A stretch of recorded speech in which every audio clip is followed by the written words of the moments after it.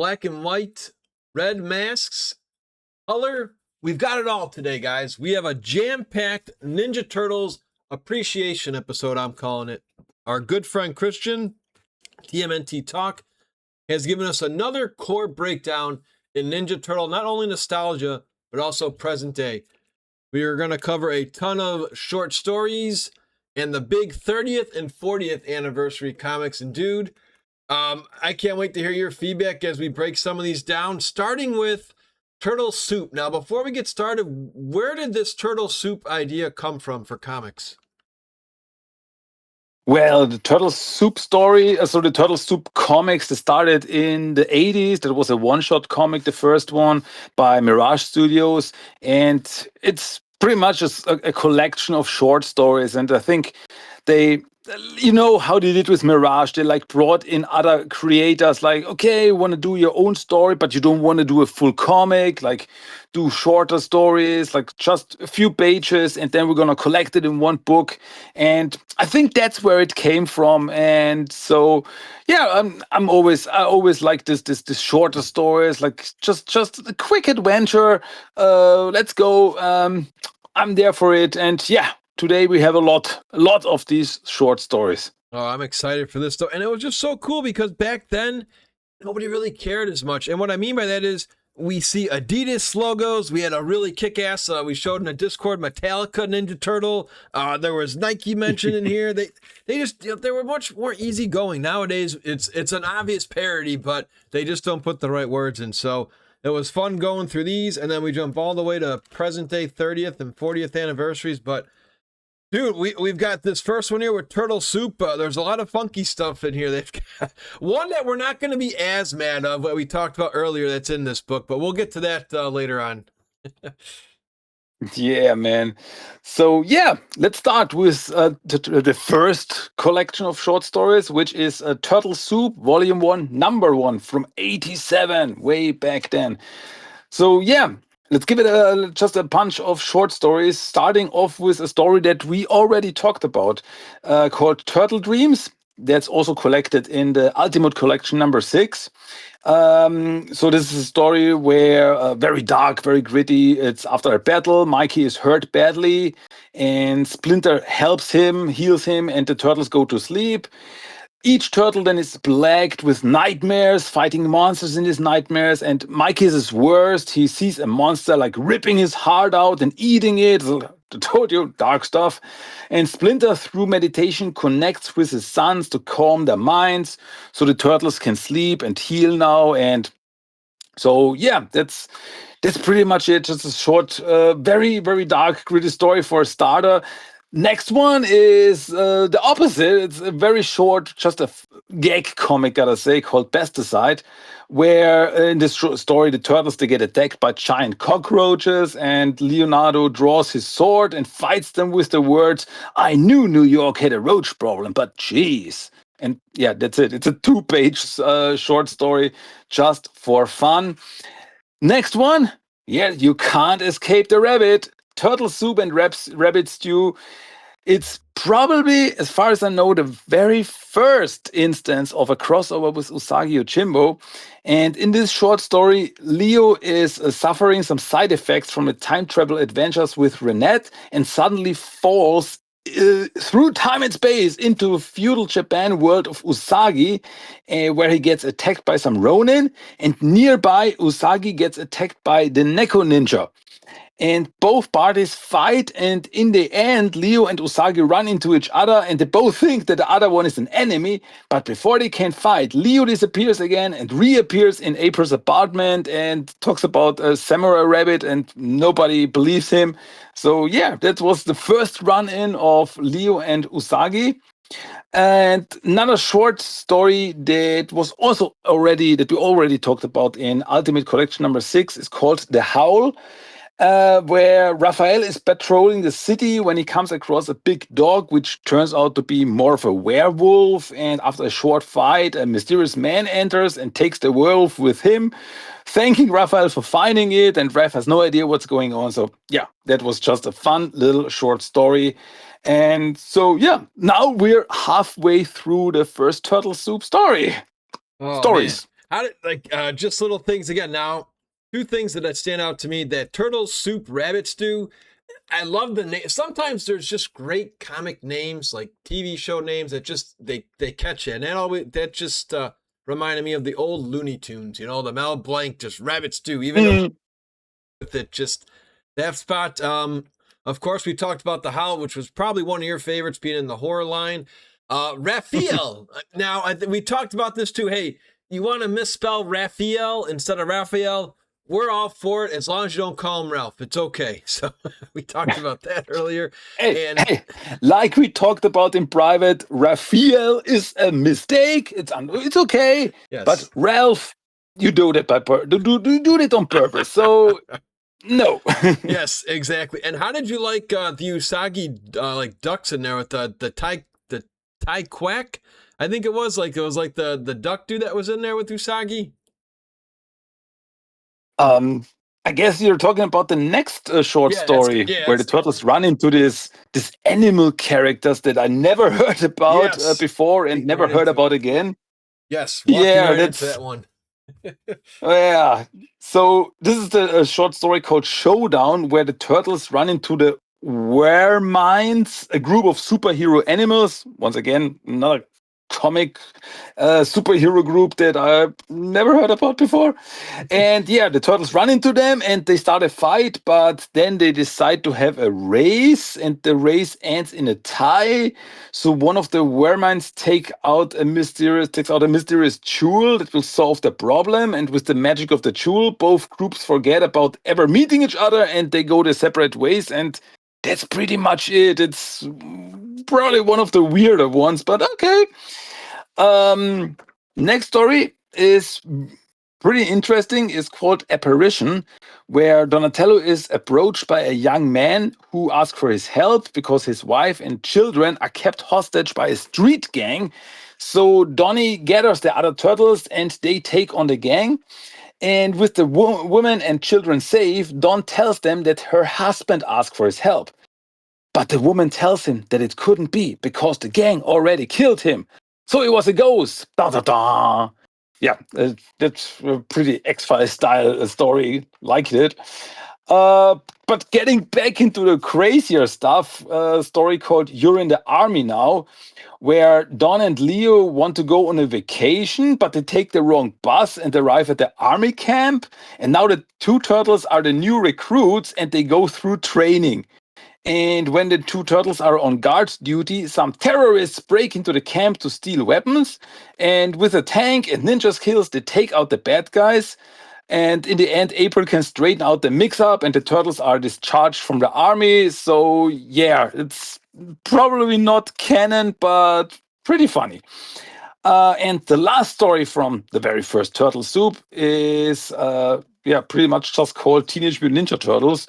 And it's about Raphael who goes to Hollywood. Yeah, it's probably not canon to the Mirage story, Mirage universe too. And to become a movie star. And Raph tells everyone that he is an alien, not a mutant, and that they will make a movie about his alien life.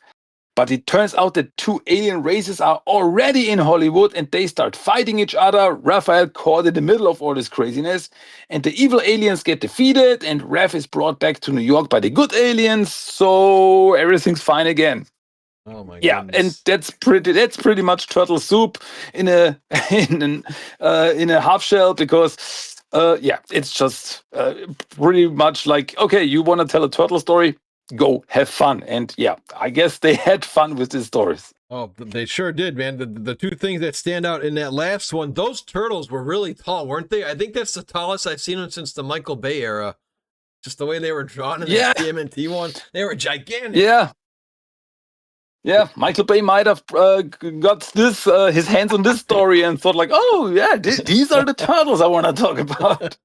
And that army one, dude, oh my god, that Three Stooges right there, where it's like when the Three Stooges, if you remember when they got in the army, right arms, shoulder arms, it's just so off the wall, and tear gas with Oh no boy. helmets.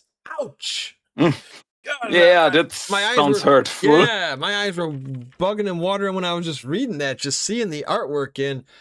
Ah, man, I love the color turtles, but nothing beats a good black and white issue, let me tell you. Classic. All right. Well, feel free to take us into the next locked and loaded issue. So yeah, that Turtle Soup was followed up by a second volume of Turtle Soup, which had 4 issues and was in color. So Turtle Soup Volume 2, Number 1. But you know what?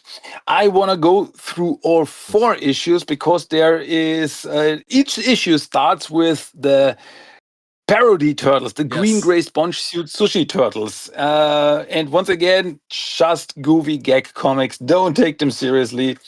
And it starts off in the first issue with Toyodu in the Naked City. And Toyodu is the name of one of the turtles, whatever. And this story is about the evil shooter, who is the bad guy, and he gives Toyodu X-ray glasses and he runs into the city and sees everyone naked. But since he is actually the one who is naked, he gets arrested. But his bail gets paid and he goes back to the lair to take a shower. I'm not kidding, that's the whole story. And in the second issue, it's about another turtle called Velvedu. And Velvedu is fishing and gets eaten by a giant fish himself. Matchstick, who is the parody of Splinter, is talking with the fish about philosophy and it makes the fish puke, so Velvedu is free again. Ha. And in the third issue is called Viceroy in Action, Not Words, where Viceroy, the turtle, Cootie Jones, Casey Jones parody, and Dan Pennyworth. Oh God, I cannot do this. They are playing Dungeons and Diapers, but they get attacked by Dr. Junior, the evil mad baby scientist. But Viceroy uses his clapping powers to defeat the baby and give him a spanking. Yeah, I'm not kidding here.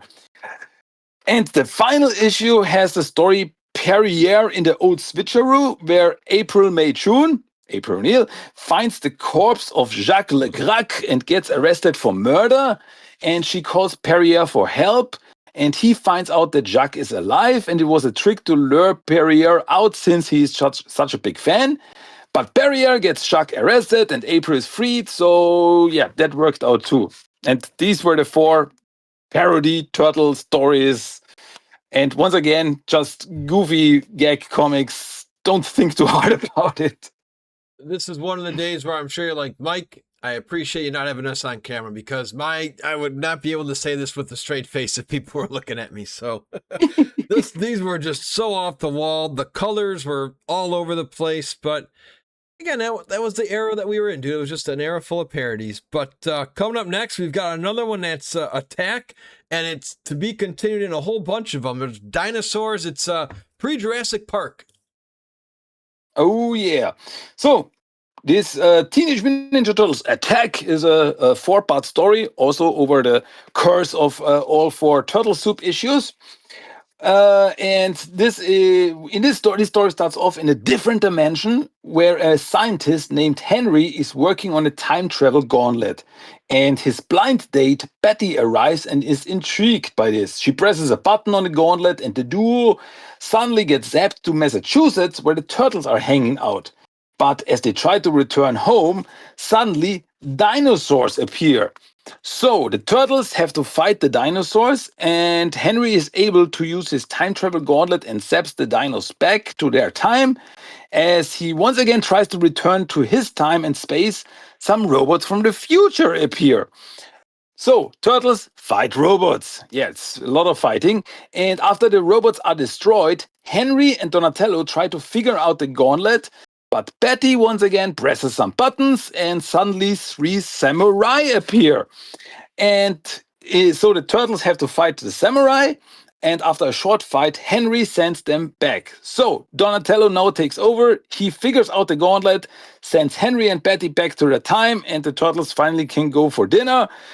And Betty thanks Henry for the best date of her life. So in the end, it worked out. And yeah, that was the 4-part story Teenage Mutant Ninja Turtles Attack. Jeez. Random question you may not know. When did these come out? Were they monthly or were they quarterly because it was such an oddball comic? I wonder how much. They I wonder from my Yeah. notes, they came out monthly. Okay. So they were over the course of 4 months. Yeah, each Okay. issue 1 month. Yeah. Nice. So it wasn't too long waiting for these to be continued then, because I was just wondering if they were like seasonal. It's like, man, that's a long wait to find out what's going to happen with those. Okay. Very cool. Next one is, I'm going to probably sound like a broken record like you do sometimes. This is one of my more favorites to read with the Leonardo Splinter spot here regarding fear. This one was great. Oh yeah, the purpose of fear, where the story they're in Northampton, and Splinter and Leonardo, they talk about fear because Leo is like, Sensei, can you tell me what is fear? And Splinter tells him that fear can only be overcome through courage and action. And Leonardo understands this and will use this knowledge to keep his brother safe in the future. So no action or anything, just Splinter giving his teachings to Leonardo. And yeah, that's very, very nice. And the same thing, gotta say, goes for the next story in Turtle Soup Volume 2, number 1, called Donatello the Ring, which is actually a prequel to Teenage Mutant Ninja Turtles number 37 from Mirage Studios, where Donatello in the story is in the woods in Northampton meditating. But as he walks around, he stumbles off a cliff and suddenly he sees a giant turtle who is the father of all reptiles, like a spirit. And he tells Donatello that he will help to keep this to anew the cycle for the reptiles. And after he disappears, Donatello races back to his brothers and tell them about this encounter, which then leads to the story from TMNT number 37. And the next story in Turtle Soup is also a prequel, but a prequel to TMNT number 44. Like, remember Lucindra? The story is called The Name is Lucindra, where it's Lucindra. She spars with Raphael, and she thinks about other encounters with Ninja and how her sparring partner turned out to be a Ninja Turtle, but she's cool with it. And Lucindra wins the sparring match, and Raphael now owns her a pizza. So yeah, and the last story in Turtle Soup Volume 2, number 1, is called Turtle Power, which this story I also really liked. So in this story, the turtles, they arrive via blimp at Krang space. So whoa, turtles from Cartoon and Krang. And the turtles, they get attacked by Krang's mutated dog and they defeat it. Then they go after Krang, who escapes with a rocket bag. Just then, a self-destruct countdown starts as the turtles escape as the base explodes. And it turns out that this was all just playtime by a little kid named Bart, but his mom is not happy since now the whole room is a mess. And yeah, he was just having fun with his toys. And I really liked this. It reminded me a bit of the Lego movie. So yeah, nice. Once again, stories from all over, very action and some of them more philosophical, but yeah, that's what I like about the short stories. They can't just be anything. And like you say it all the time. Just any reason, I guess I'll ask you it again too, because we do go over this question almost like at least once or twice a month. You've said it before. The turtles just are able to fit in any universe. Why do you think that is? Like we've said before, it's like Spider-Man playing baseball. I don't know if I'd be up for that, but just these guys are all over the place. Horror movies, they're goofy parodies. Kids are playing toys. Later, we're gonna have a whole bunch more parodies. Just why does it work like this for the turtles and not many other creations like this? Yeah, that's actually a very good question.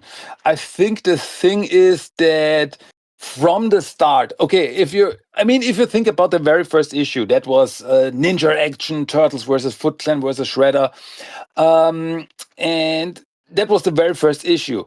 But then the next issue, they were fighting mouses, they were fighting robots, and just 2 issues later, they were in space.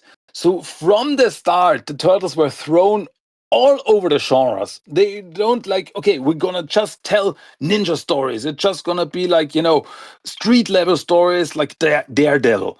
No, we're gonna do everything we want. And it's pretty much how it started. And I don't know if that's the reason that it's like they always did it.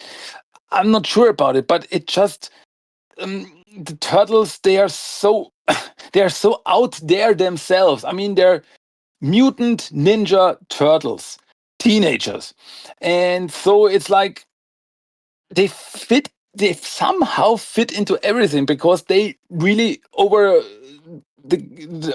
40 years now they did everything. And yeah, it's I don't think you can give a definitive answer, but I think it's just from the start they do you want to tell a story? They did it. It doesn't matter if it was about ninja action, space travel, science fiction, or magic. Like, okay, we're gonna do it with the turtles, and I think that just stuck with the turtles. Like, hey, you can do pretty much anything with the turtles. Maybe that's the reason. Yeah, that's a good point there, my turtle fanatic over there, way across the pond.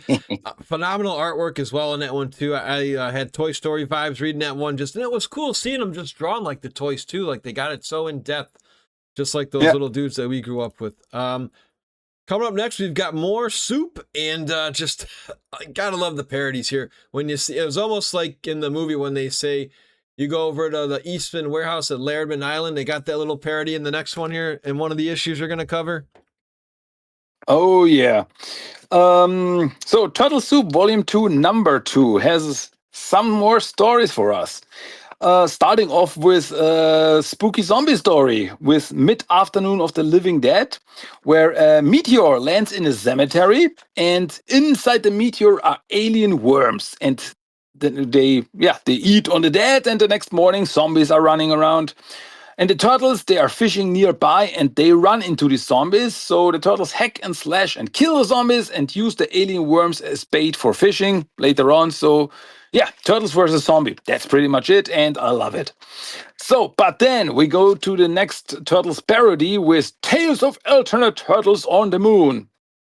These are not our turtles, these are other turtles who are jealous of the Ninja Turtles because these alternate turtles they don't get any jobs because the Ninja Turtles they're stealing the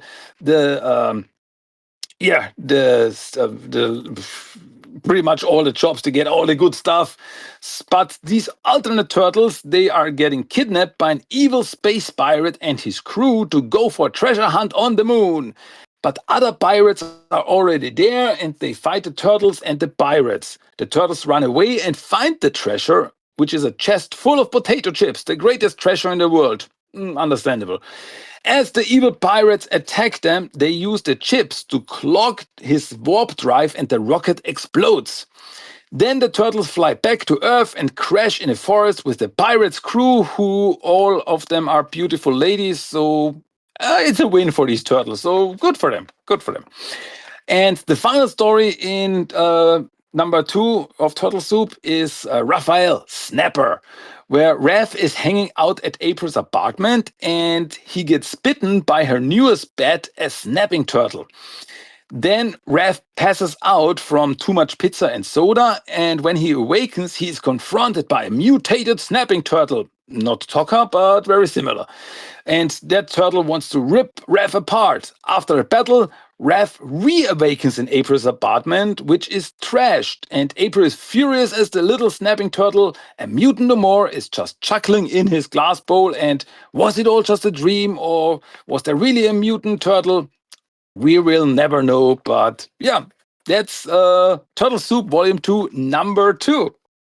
Like we said before we went live, Christian, I just enjoy reading these a lot more because thanks to you helping our Shellonomics listeners here on YouTube and Spotify, I'm able to understand where a lot of this comes from.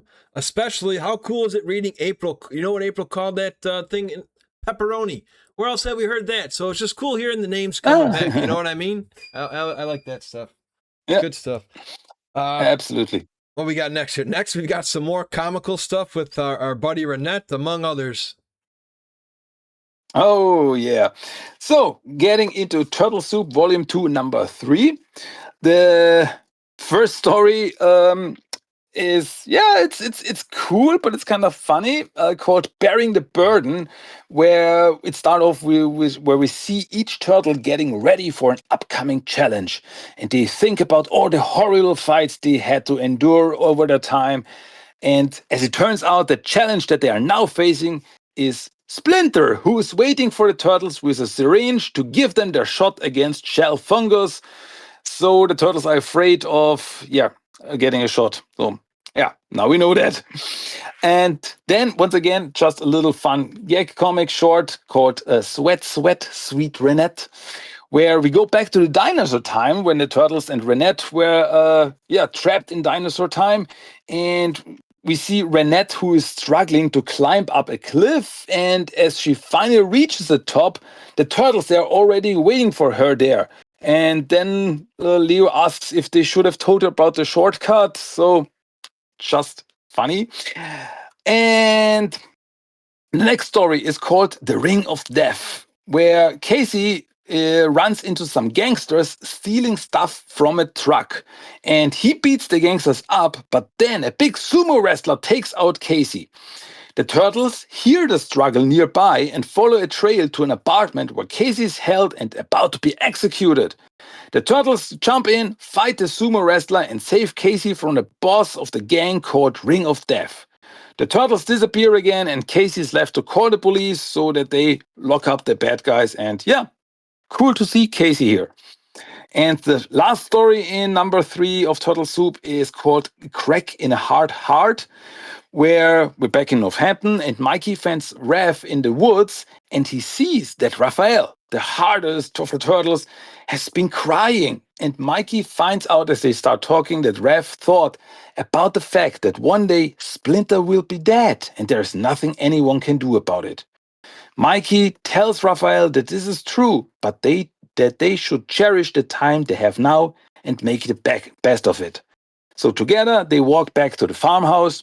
Once again, this story, no action, no big fight or anything, just two brothers talking about life. And I like this stuff. I like this stuff. Like Mikey, Raph, they always have this chemistry. And yeah, really nice. And that's Turtle Soup, Volume 2, Number 3.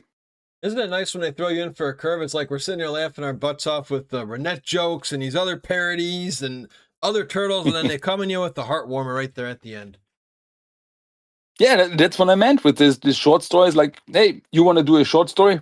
Do whatever you want, and that's pretty much what they did. So, yeah, you go through all the feelings here. You laugh, you cry, yeah, everything. And it's just how cool the givers that Eastman and Laird were to give their creations to all these other people too. You know, a lot of people may have Yeah, been more stingy, like, nah, you can't do that. But it's like, nah, they were just very happy. And again, this is one of the reasons why the turtles are still around after 40 plus years.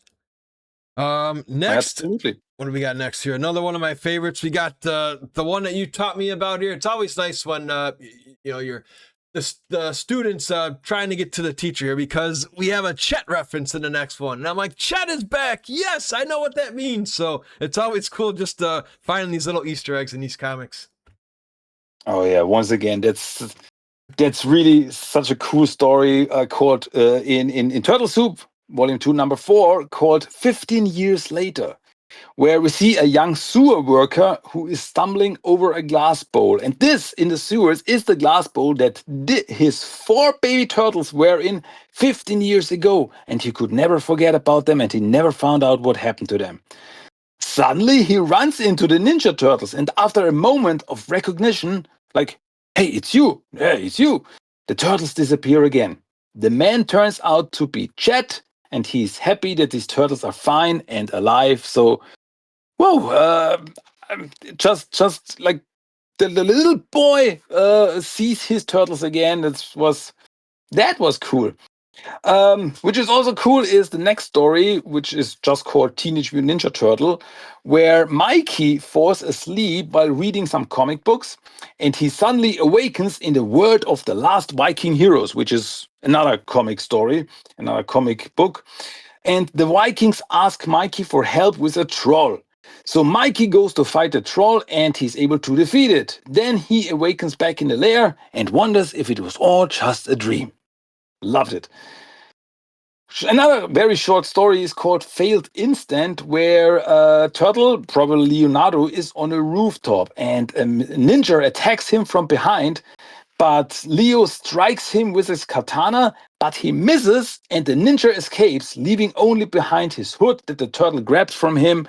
And yeah, leave him behind like, ah, damn, I didn't get him.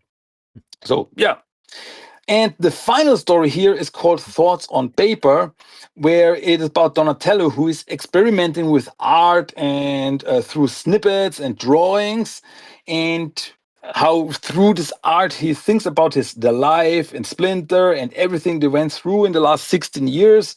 And he shows this to another turtle, probably Raph or Mike, I wasn't sure about it. And the turtle thinks that, wow, this stuff is wild. Later, Splinter takes a look at Donnie's art and he's actually fascinated by it. So, yeah, Donnie might be onto something here. This is, once again, very cool. No, exactly. And it's nice to see Mikey does have some control because he does turn down a pizza in one of those short stories you read here. So, dude, it was just really cool seeing Chet. No spoilers because I haven't seen it yet, but I do hope somehow Andy is involved in Toy Story 5. I have not seen it yet, but just that Chet thing was kind of the way it was. So, we'll find out next week when I go see it in theaters. Coming up next, though, this is probably. It's hard again. It's I'm trying not, favorite and goats. I get tired of everybody saying goat. Not everybody can be a goat. Goat means greatest of all time. I can't, just one. You can't have goat versus goat. But this right here is just some nice old school Teenage Mutant Ninja Turtle comic book writing at its finest with TMNT challenges. Dude, I can't thank you again for having me just be able to read these and have you explain these to all our listeners here. Oh, this was some good writing. Some shockers too, man. Good shocker with Raphael and Splinter you're about to read for us.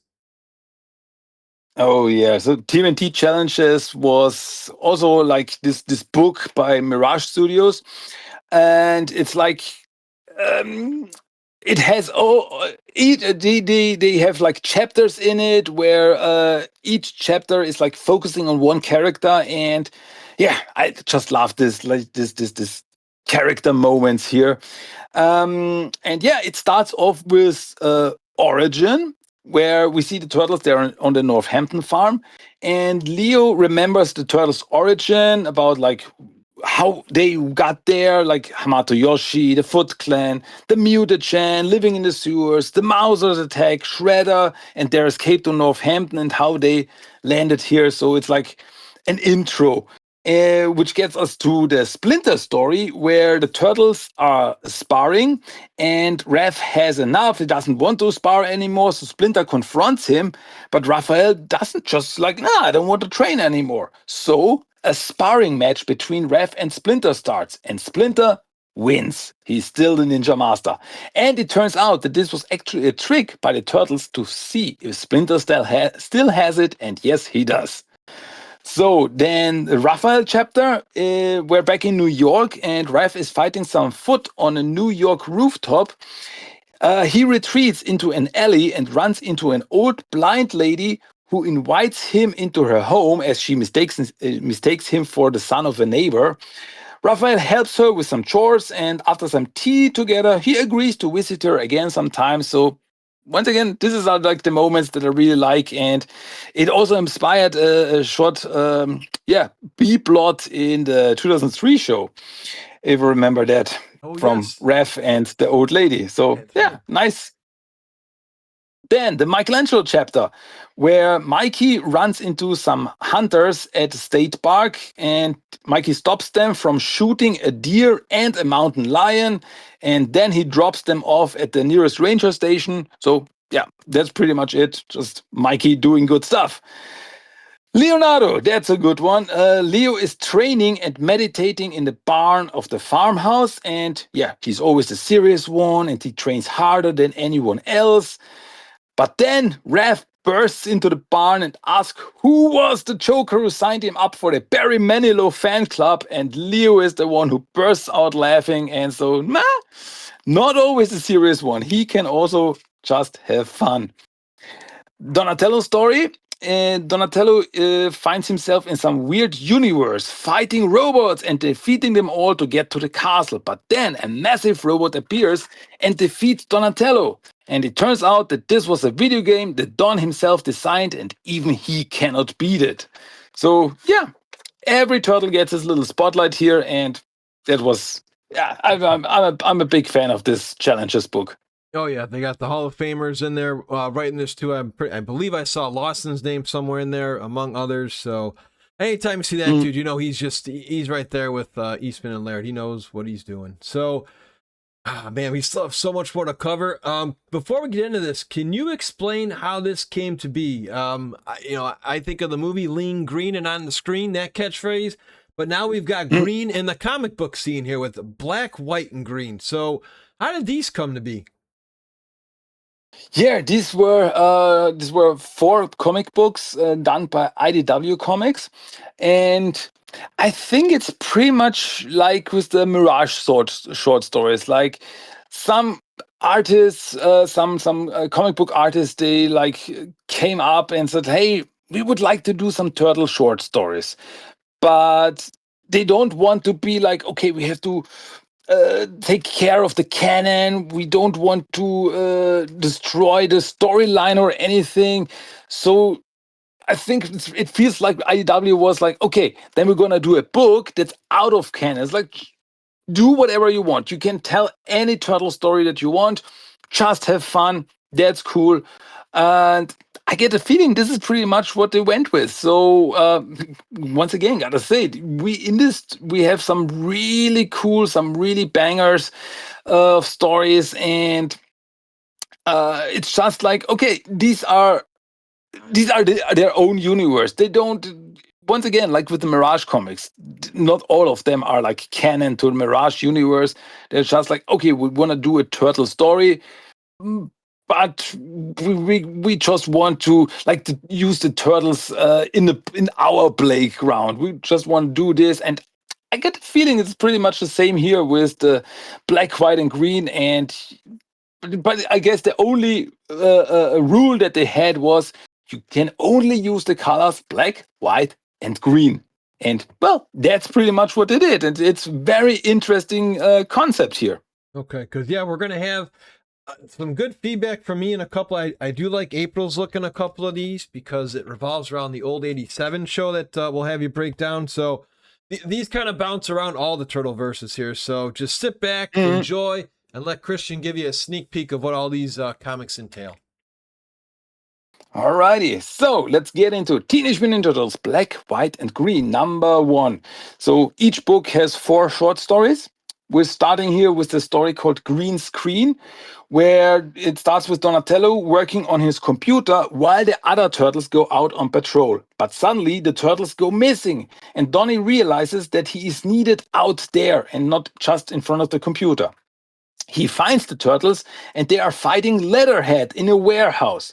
Donnie jumps in, but he gets knocked out by Leatherhead. But the other turtles can defeat him, and Donnie realizes that it's okay to be for yourself for a while, but sometimes you need to get out with friends and family.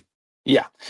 And the second story is called The Brutal Sword of Leonardo, where once again Donnie is working on a new project with wormholes, and by accident he opens a portal that sucks in Leonardo. Leo lands in a fantasy world where he, after a while, becomes the warrior king, so very Conan fantasy style like. But the crystal that is kind of the energy source of his kingdom gets stolen by dinosaur warriors. So Leonardo and some other animal creature friends travel land to the castle of the dinosaurs. Leonardo battles them to get the crystal back, and suddenly another portal opens, and Don, Rev, and Mike jump out. They help Leo get the crystal back. And so, like, yay, we finally found you. But at first, Leo doesn't want to go back to his world because the people here need him. But then he's convinced that New York is his home, and the turtles jump through the portal back together, finally together again. And the third story here is called The Flame That Fuels You. And after a battle, Raph gets scolded for always going into a fight alone. Raph gets angry like he always does and storms into his room. He falls asleep, and when he awakens, like a little demon kid is greeting him and warns him about a monster nearby. Raphael then runs into the thieving god, this the monster, and fights it and knocks it down. But then he sees his own face underneath its head. Raphael realizes that he has to calm down or he will get himself killed sooner or later. So later, he goes up to his brothers, apologizes to them for, being the angry one sometimes, and he gives them a plant and they agree to take care of it together. So, nice heartwarming moment there. And the final story in the first book is called Identity Theft, where Donnie is working on some kind of goo, which Mikey calls snot. And that goo comes to life and takes on the form and fighting style of the turtles. The real turtles fight it, but when they cut it up, it forms into two goo turtles. After a lengthy fight, Donatello is able to get a containment cube and is able to suck the creature in it, like containing it. And so, that's pretty much turtles versus fake turtles. That's the story. So these are the first, the four stories from Black, White, and Green #1. Oof, and that was the identity theft was just a little on the gross side for me. I'm glad it was just black, white, and green, because that would have been a little bit more to gag, dude, and swallow. Just turning those pages, I was like, oh, that gave me even though it wasn't the goo, just that one the scroll. Remember that one, that like weird one from the 2012 show? Oh yeah, the squirrel noise. Yeah. I was just like, heebie-jeebies over there for Shellonomics. So glad it was a short story. We didn't have to endure too much. Coming up next, though, it gave me a little Next Mutation vibes in one of them, and then who doesn't love a turtle in a trench coat? Always.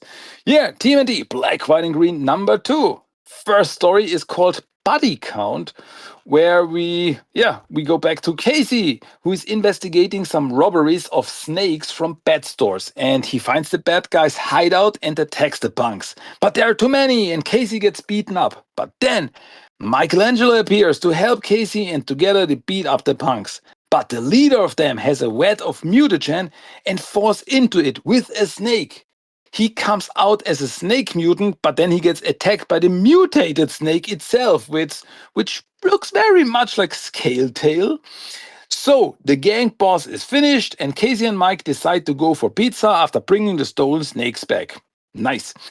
And the second story is called If by Feast or by Famine. And Mikey is here playing detective in a trench coat and trying to figure out who stole his pizza. He follows a lead that leads him to Baxter Stockman, but even though he ran into the pizza delivery guy, he wasn't the one who stole it.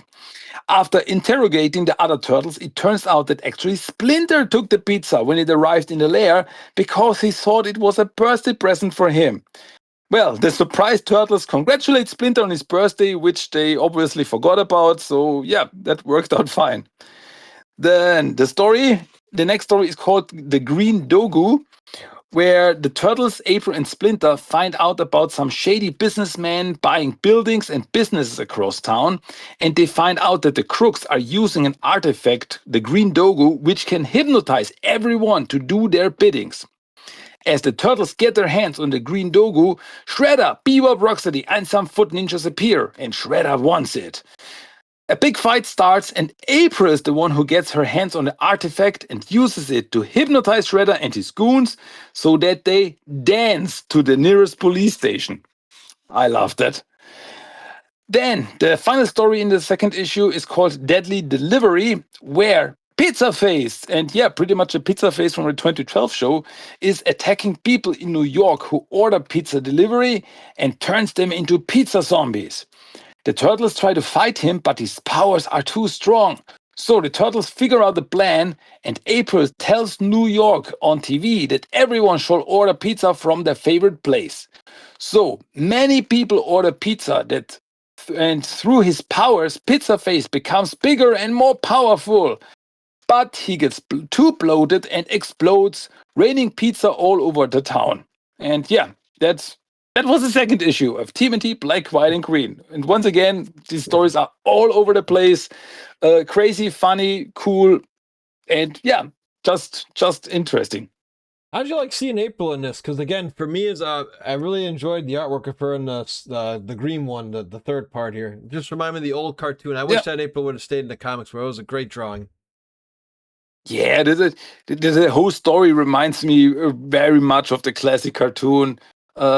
Just yeah, cool, and it also had P1 Rocksteady, but on the other hand, like the solution in the end was just goofy and could totally fit into a classic cartoon universe. So yeah, I really enjoyed this. And I wanted to ask you too, because there's a couple other ones in like the '87 TMNT universe.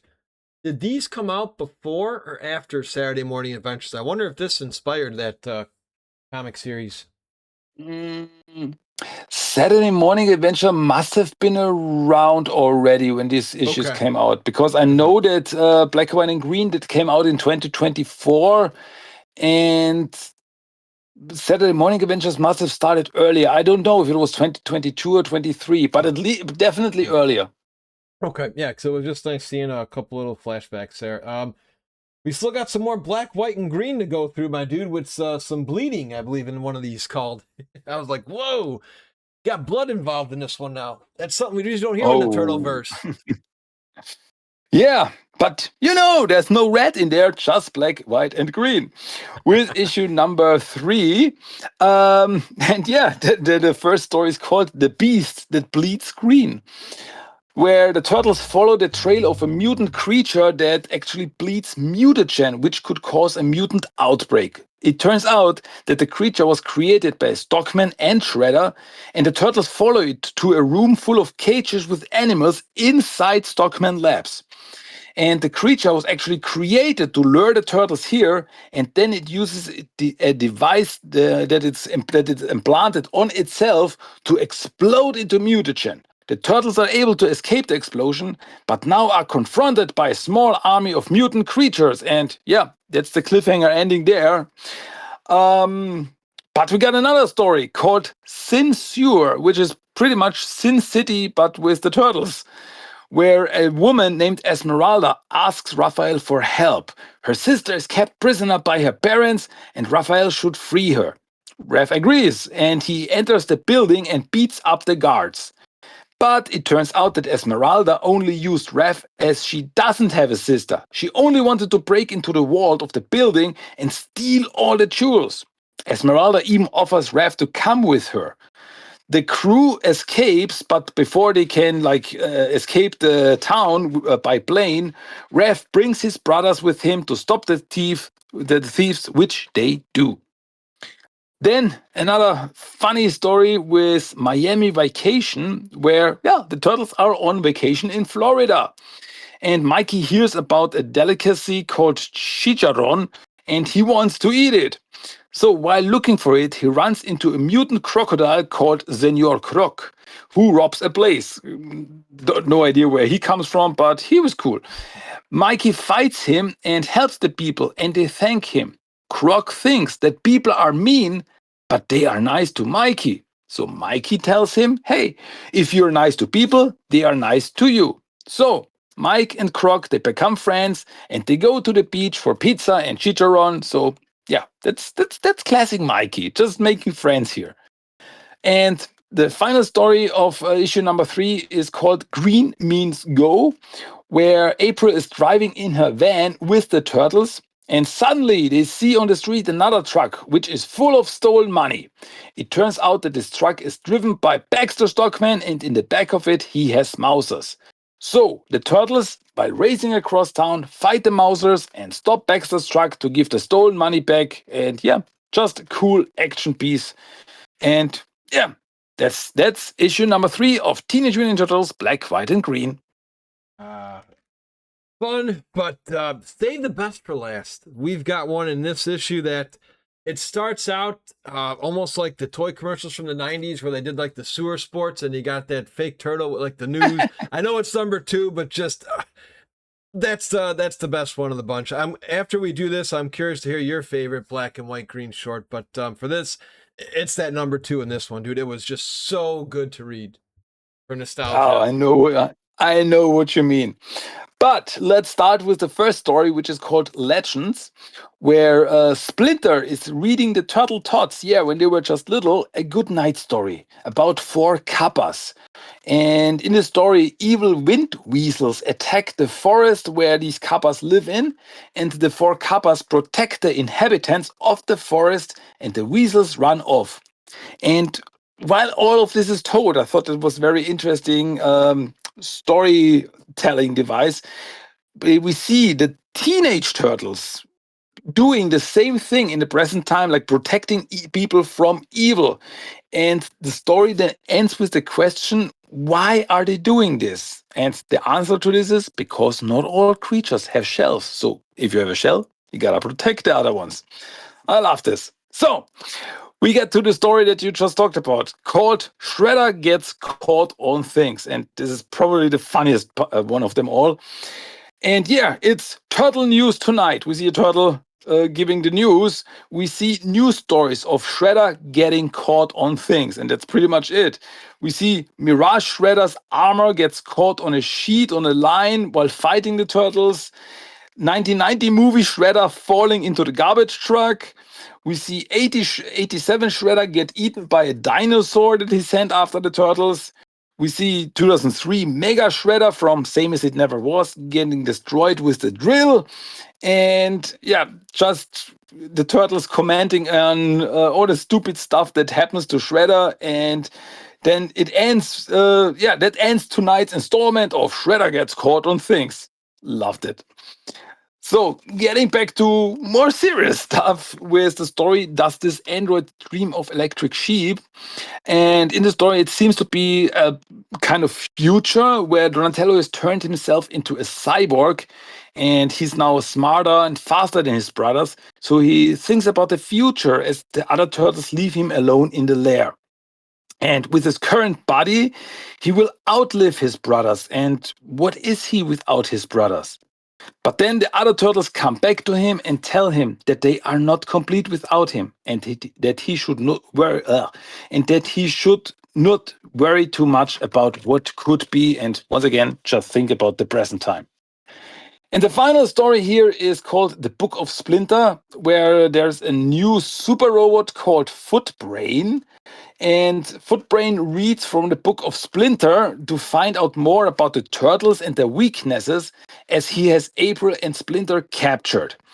And he finds out that the best way to lure the turtles to him is by killing April. But Splinter stops him and cuts off his head. Then Shredder and Co. come through a portal and Splinter is worried. But April says that the turtles will come to the rescue like they always do. So the turtles come through the portal to fight Shredder and his goons, and yeah, that's pretty much it. So yeah, the turtles always come when you need them. And yeah, that's the end of the fourth issue of TMNT Black, White, and Green, and of the series overall for now. So if you had to pick just one, which one do you, I guess, is a favorite? Is it the same one I have, or are you going to be a devil's advocate? I don't know how you could top that one just for being a fan as long as we have. Throwing everything in there. Yeah, of course, Shredder Gets Caught on Things is the funniest one of them all. With I mean, with all the callbacks and the Easter eggs, like when we see the 90 movie Shredder falling through the garbage truck and the turtle commenting like, was that murder? Nah, it was just dramatic effect. So stuff like that. But yeah, there are other stuff. I mean, the Green Dogu was also very funny. Or what else? What else? Let me look through my notes here. I also thought the Sin Sewer story was also very cool. Like the Sin City style with turtles.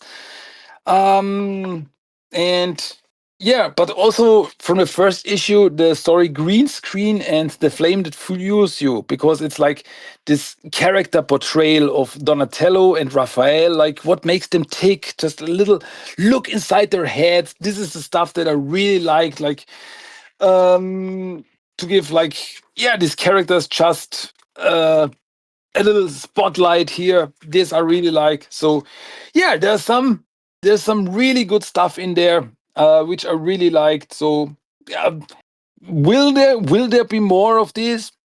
I would not be against it to have more of these kind of stories in the future. Yeah. So good stuff. Good stuff. Oh yes, and we still have two more main event caliber things to discuss here, dude. With the 30th and 40th anniversary celebrations, we're gonna see a lot of our buddies return. Two dudes with funny attitudes is probably the one that takes the cake for me in that 30th one. I know you know what I'm talking about, but we'll save it for the listeners. Feel free to break these down how you see fit with loads and loads of nostalgia in this 30th anniversary.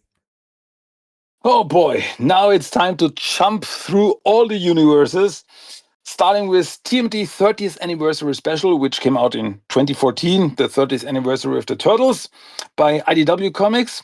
And we start off with a Mirage comic story called Ready, Set, Go, where Raphael challenges Mikey to a competition. He has to get to an address in 9.5 minutes. Mikey takes the challenge and makes it at the last moment. So Raphael has to do the dishes for 2 weeks.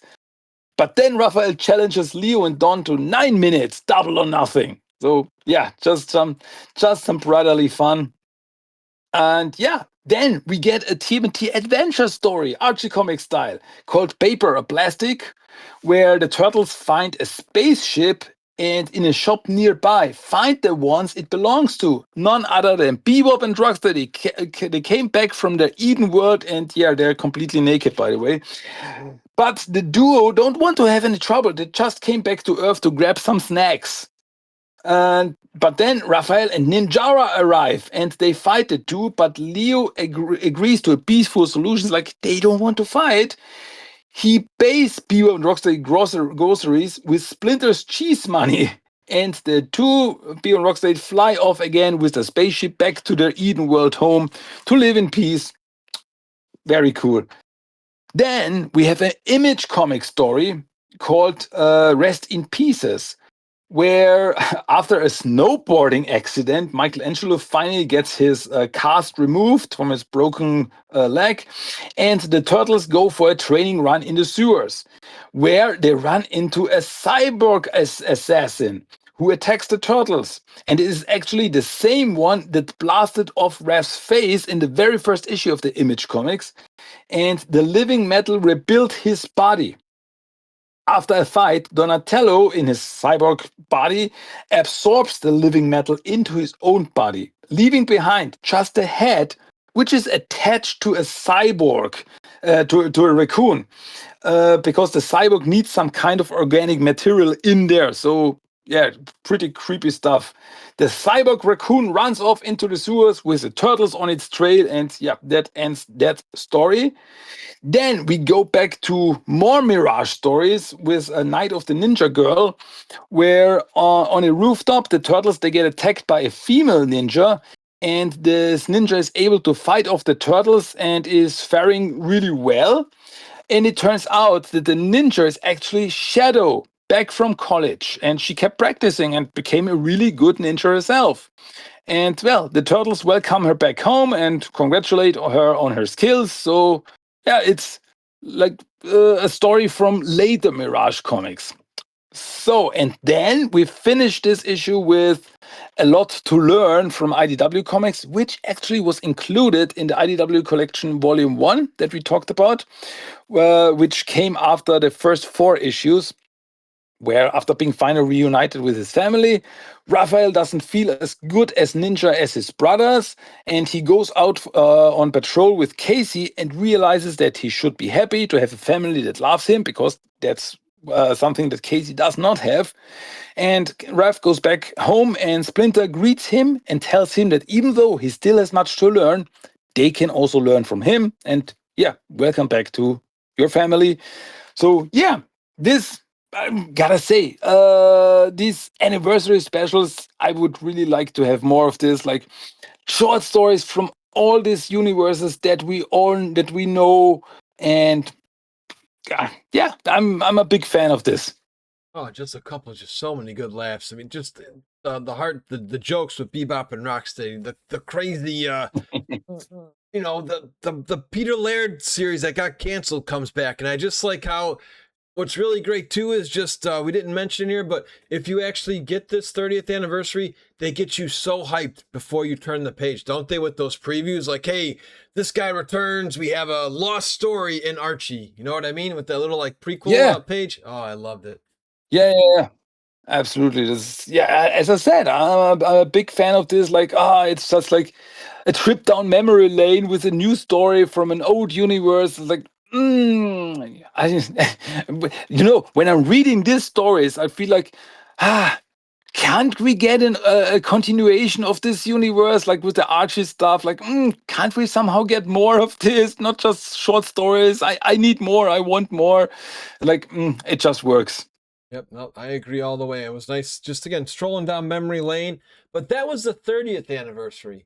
We're on the 40th anniversary, which I will share a quick little story at a comic book shop, just a mini rant because it was just a goofy comic. So I went to one shop and I was going to buy two of the 40th anniversary, and he said, "Oh, you can only buy one." I said, "But why? I want the different, variants because there are some really good variants in the 30th and 40th and pretty much anywhere you go with the turtles. There's always going to be some cool variants." And he limited me to one, so I said, "You know what? I'm not going to do business here. Went somewhere else, got to with ease." So again, there's a right way and wrong way to do business with comics. So I just had to get that little spiel out there because it was a little soft wound that was in my memory banks from this 40th, but it didn't stop me from enjoying it. There is my goodness, just so much here. Did you like how they broke this down too, Christian, before we get into the 40th? Did you like how they had like, we're going here, we're going, I mean, you get Rise, you get pretty much all the turtles. Once again, they just jam pack them in here for us. Oh yeah, absolutely. It's like with the 30th anniversary, they like got all the comic universes together again, and with the 40th anniversary, they like we're gonna go bigger, and they brought not only the comic universe in, but like they brought the masterminds behind the TV shows like 2003, 2012, or even Rise, and they were able to tell some new stories in their universe. And really, I know. I always say this, but I'm a really big fan of this. It's like, okay, uh, like going back, feeling nostalgic for, oh my god, this 2003 story, oh my god, 2012 story. I mean, there's some stories in there where like, okay, we now have this short story, can we now get a full series of this, because I just love this so much. And hey, I can only imagine what will happen with with the 50th anniversary. This, I don't know what will happen then. Like bring all the universes back. I can only hope so. So yeah, it's awesome. It makes me so happy.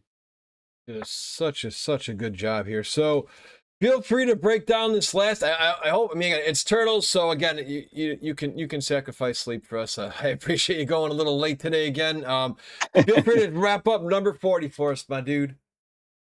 Teenage Mutant Ninja Turtles 40th anniversary comic celebration. Yeah, we start off with actually three Mirage comic stories.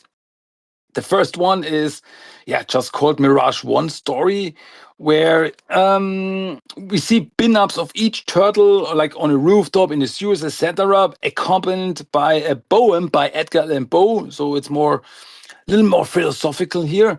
And on the last page here, we have Michelangelo in full Last Ronin gear. So we see each turtle on each page, and it's more or less just a collection of pin-ups, but very cool, very Eastman pin-ups. Eastman is always good. But the second story is called Monsters, where we see a little boy goes into an alley and runs into the Red King. The Red King confronts the scared boy, but before he can do anything, the turtles arrive and fight the Red King. Mikey brings the little boy to safety, but the boy is scared to death by these monsters. The turtles they defeat Red King, but the Red King says, "Haha, I have won." What does he mean by this? Because we see on the last page, the little boy nearby is sitting on a sidewalk, shaking and scared of all the monsters that run around in this city. Like, yeah, but the turtles, they're the good guys. So, but yeah, that boy is scared for life.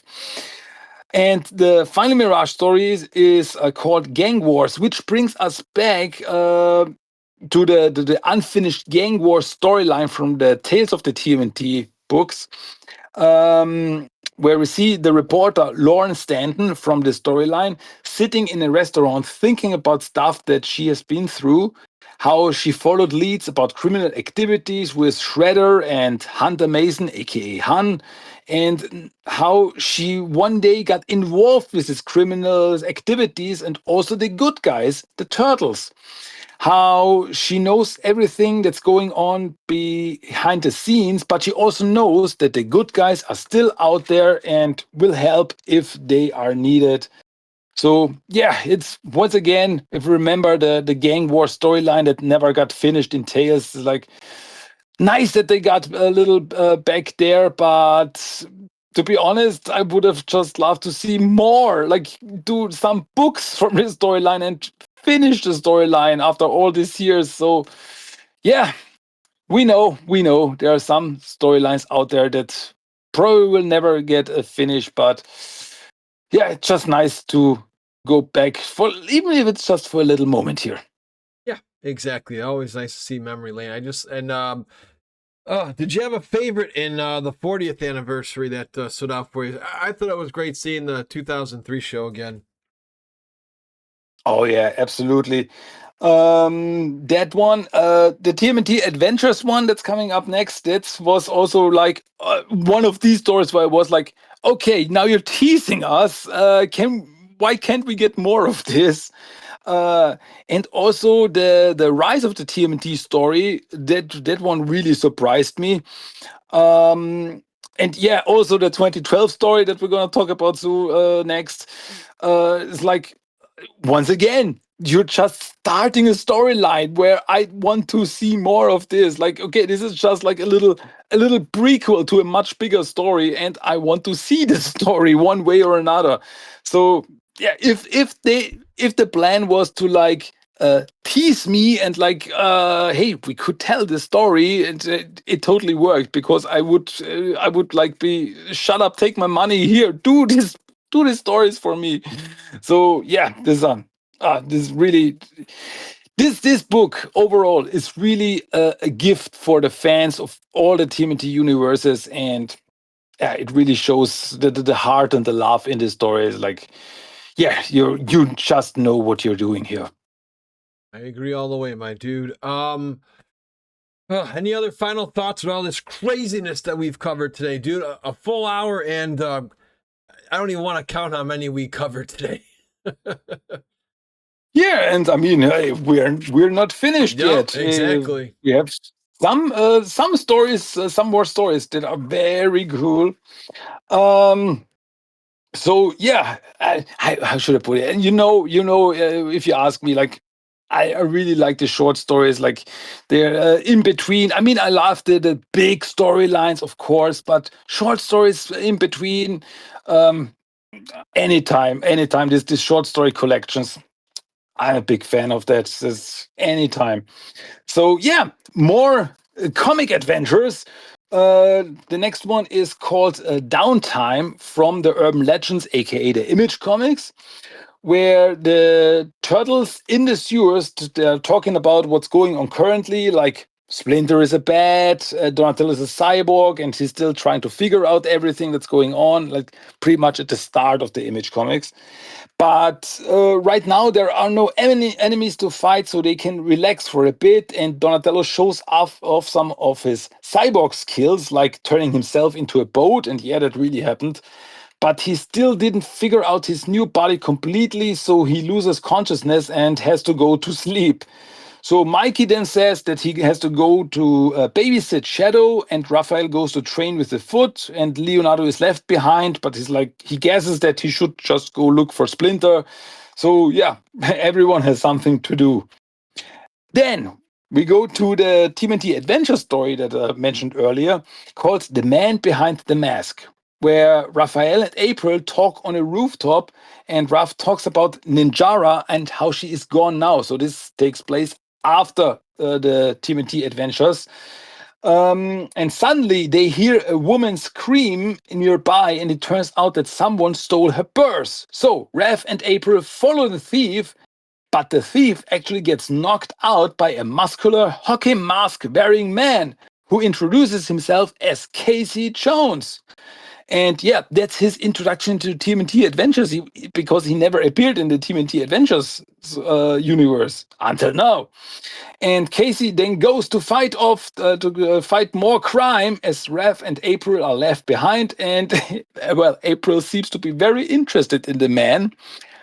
Once again, can we please have more stories here?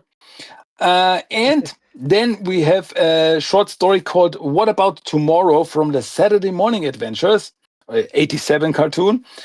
And here we have, after a week of fighting bad guys, Shredder, Baxter, Leatherhead, the turtles talk about what this all leads to. Will this be their whole life, like fighting crime every day? And Leonardo thinks so, because they always will be heroes.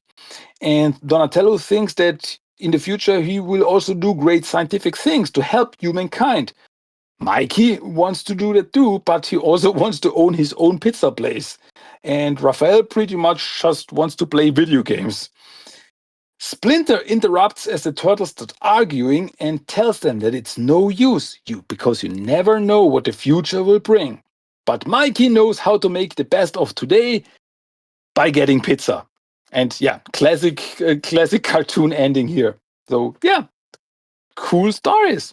Oh my gosh, dude, they're just it's just great because, well, did you ever think we'd still be talking turtles 40 years from now?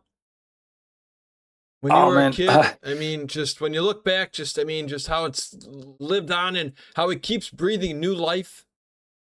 it's yeah. I mean, it's a wordplay, but TMNT is really an evergreen. It just reimagines itself every time, again and again.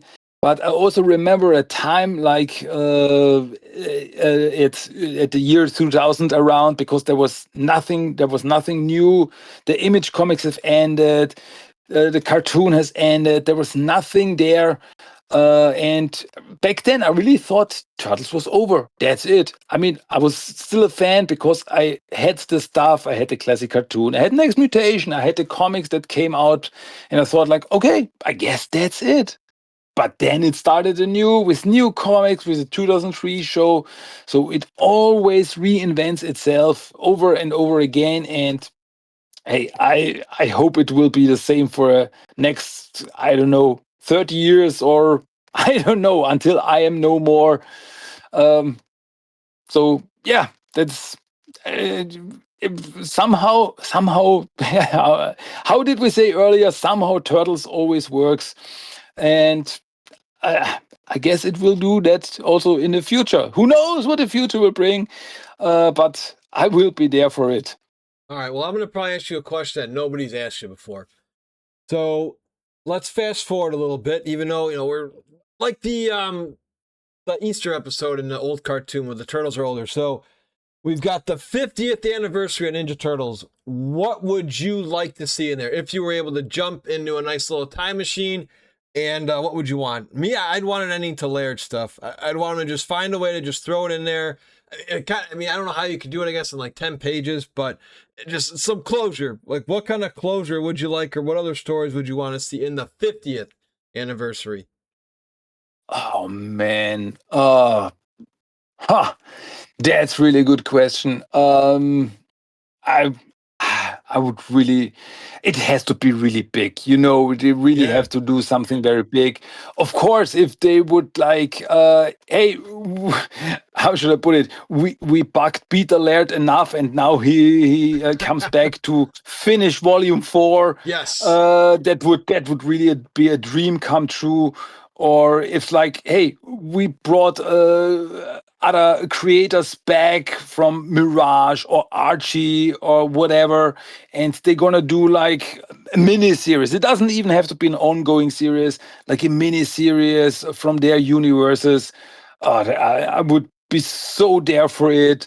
Like, I don't know, 3-part stories from Archie Comics, a 3-issue story from Image Universe or whatever. Give me anything that would be real awesome, or like even like callbacks to more obscure stuff. Like I don't know, give us some give us some comics for the next mutation or anything. I mean that show never had an ending, a real one. So hey, maybe they can work out something like this. That would be so crazy. I would love it. So yeah, but I know they just have to do really something really big. Um, and I can only imagine what they could do. But yeah, I I don't know. It's so much that they could do, but they could still surprise us. Who knows what will happen in the next few years?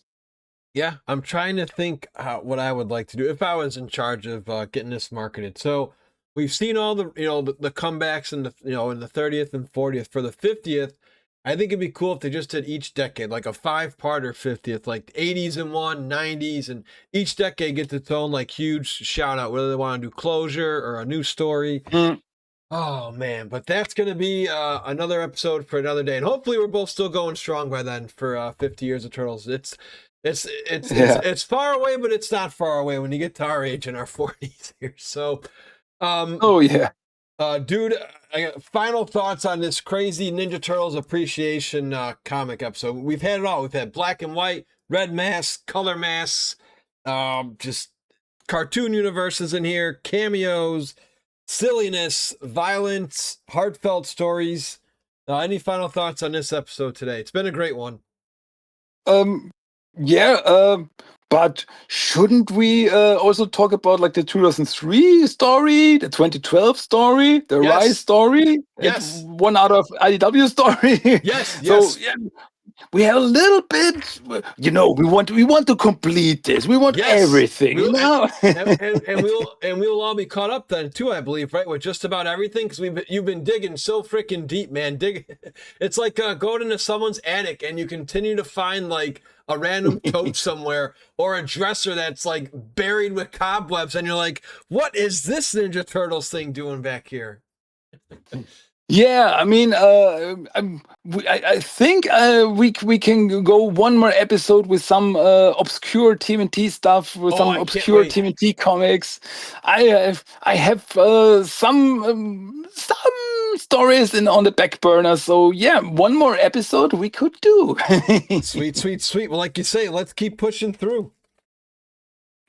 So yeah, let's finish the 40th anniversary book with a story from the 2003 era called Splinter Forever, where Splinter is captured and strapped to a table by Shredder and Han, who is a turtle. So this somehow must take place after Turtles Forever.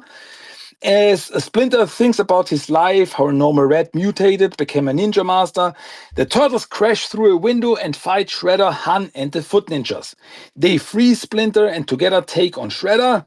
Shredder Jarrell escapes, but Splinter's happy about his life and proud of his sons. So, nice little look back on a 2003 show.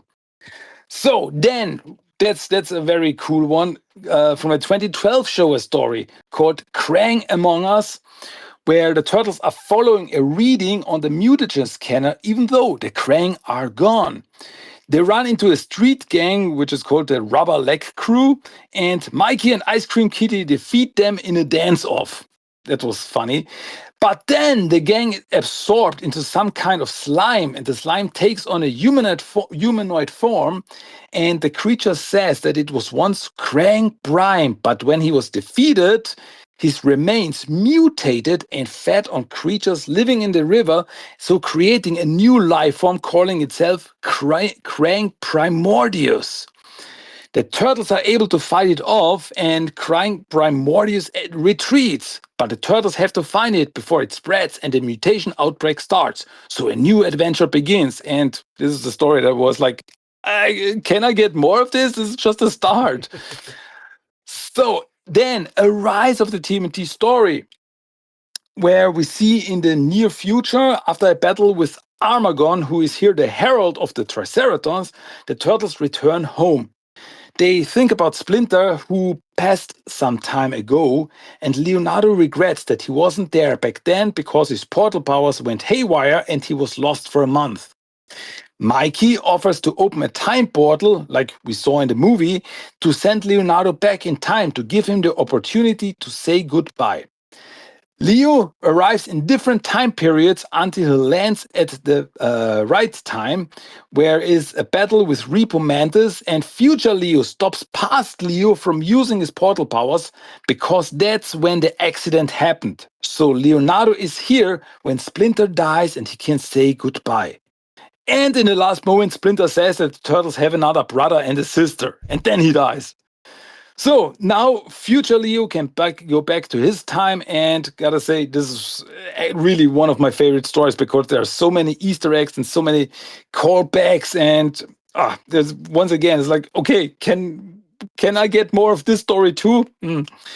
And then we have a story from IDW, from the IDW universe called Father's Day, where in the woods of Northampton, turtles and friends visit Splinter's grave. Each one talks about what Splinter did for them and how they use his teachings now, and then leave behind a little present. Like Leo leaves a shuriken with the Splinter Clan symbol on it. April leaves the name plague from Splinter's cage when he was still a normal rat. Mikey leaves a comic book about Splinter that he made himself. Casey leaves a hockey puck. Jenica leaves behind her mask. Rev and Pepperoni leave behind a paw print. And Donatello puts down some chrysanthemums. I hope I said it right. Flowers. And wishes Splinter a happy Father's Day. So just a very heartfelt moment. And then the book finishes with the story Teen Spirit, also in the IDW universe, that was also included in the IDW collection, volume 17, when around the time of the Armageddon game, where the turtles were training with Saki in the woods, and when they were training their Kuchikiri, like the magic hand symbols, the powers go haywire and magic creatures appear. So the turtles try to fight them, but then they realize that they have to calm the spirit to stop them, which they do, and then the spirits disappear. Saki comes back, and it looks like nothing happened at all. So that was, yeah, as I said, it was included in the IDW collection where it takes place. So yeah, lots and lots of cool stories from all over the TMNT multiverse. And I said it before, I say it again. I'm a big fan of this. Oh, here's my notes that I want to ask. So with that Rise comic, do you think that would be great for a movie? Because I don't know if they'd ever get the show back, but maybe like even another Netflix movie with that Splinter spot. I thought that would be awesome. Oh yeah, I would be totally there for it. It's like some of these are callbacks from stuff that they wanted to do in the show if it wouldn't have been canceled after 2 seasons. Like the mysterious female turtle, or like turtle brother and sister that are somehow out there, stuff like this. And yeah, if they could like do it in a movie, I would be totally invested in it. I would be totally there for it, and I think it could really work. And yeah, just some loose plot threads. Yeah, a movie. Give me another movie, and I'm a very happy fan. Oh, what else did I want? Oh yeah, there was another cool one here too. I have to send you a picture in your Discord. So I'm not sure how, but for the 30th anniversary special, it slipped my notes. We have so many notes here. It's been a phenomenal episode. Oh The art, yeah. if you can recall the artwork where the Technodrome's in the middle, and you have the bad guys on one side and the good guys on the other side, and it's like Giant Krang and Giant Metalhead. Hmm. I actually had that. Yeah, I think I know what you mean. Yeah. I bought I don't know how I got it, because I was in the Comic Cons, but I wasn't in the Turtle comics, so I don't know where I got that from. But I was like, that was pretty cool seeing that in the 30th special. So I had Oh, it's yeah. cool. Yeah, I've got that artwork hung up. And again, just great appreciation here. So, like, I brought up when I bought the 40th anniversary comic, but I didn't really get to appreciate it as all as I did here doing this episode with you, because I didn't know much about Rise when I bought it at this time. I didn't know much about the Hmm. IDW universe. I was familiar with the originals, but not the Jenicas. And all this other stuff. So it's just been so great and so wholesome to just relive the 40th anniversary the way it was supposed to be read, just with all the blasts of the past for appreciation. We asked that Yeah. question already with the 50th, so I guess, dude, I'm glad. I was like, Mikey, why you rush me? I'm trying not to rush too much, but I know you got to get to bed because it's your day off. I appreciate you coming on a day earlier to do this episode, but if we can keep you just for another few minutes to pick your brain, which one did you have the most, I want to say, fun reading that just was like the most comical? It's tough, man. I know you can only pick one, but is it the Bebop and Rocksteady from the Archie series, or is it the fake turtles in the Turtle Soup era? Like, which one stands Oh out? man. If you had to get, because the reason I'm asking this is because again, we talked about it in a previous episode. You're a very good, almost like a good librarian, or like a car salesman. Like, hey, not a degenerate one, a good one. It's like, hey, I'm looking for this. Point me in the right direction. So if somebody came to you, because I'm sure they have before, and just said, TMNT Talk, I listen to your show all the time. You break down so much.